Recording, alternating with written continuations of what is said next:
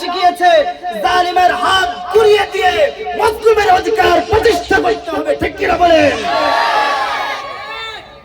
আজ আমার হাদি নেই, আমার হাদির হত্যার এখনো বিচার হয় নাই, হাদির রক্ত এখনো শুকায় নাই।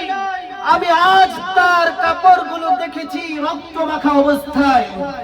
আমার হাদি বলে গিয়েছিল, হে বাংলাদেশের মানুষেরা, যদি সীমান্ত বাঁচাতে চাও তাহলে ঘাস খেয়ে অস্ত্র প্রস্তুত করো। এটা কি হাদির কথা নাকি আল্লাহর কথা? কথা বলতে হবে, এটা কি হাদির কথা না আল্লাহ তাআলার কথা?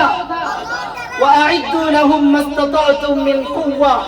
এটা হাদির শিক্ষা, এটা আল্লাহর শিক্ষা। হাদি শিক্ষা গ্রহণ করেছে আল্লাহর কোরআন থেকে, ঠিক কিনা বলেন? আজকে যখন আমরা জিহাদ ফি সাবিলিল্লাহর কথা বলি,